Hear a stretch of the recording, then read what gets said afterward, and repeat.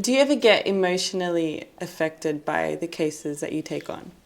Look, it's going to sound a bit silly, but very rarely, and just that people are probably thinking to themselves, like, you're in an industry where you deal with, like, the worst of the worst things. You probably see some awful crimes and you deal with some really bad people. But if I get emotionally affected, it is only on the basis that I can empathize with my client. That's it. I can see them for the human being that they really are. And it takes a rare person to be a criminal defense lawyer anyway, because you have to approach this whole thing without judgment. No judgment at all. Like, the kind of criticism that I get comes from the very same people who would never work with the people that I work with, because they're too good for that. Yeah. Too good for that. They're too high and mighty, or they're too moralistic, or they've got the world figured out, and these people that I work with just don't deserve any help or any sympathy or any sort of compassion. So if I do get emotionally affected, it's because of the situation of my clients, and never because of the crimes that are committed.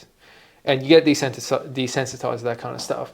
The first time you hear about a gruesome rape, or the first time you see a homicide played out right in front of you, like a person dying literally on CCTV footage, getting shot or killed in some way, kind of like, it jars you a little bit, like, okay, this kind of stuff actually happens, it's not on TV. Then you see it a few more times and you're sort of desensitized to it. You don't really care so much anymore. I don't really think about it, and I think it's just very important to occupy my mind with a lot of other things, so that I don't have to think about this stuff so much, and it doesn't become a central feature of my world. Like, my world is just full of crime and horrendous acts amongst human beings. And negativity and all of that. That's right, yeah. So there needs to be a lot more positivity, a lot more wholesome things in my life outside of the criminal industry that I can put my time into, so that I don't have to think about this stuff.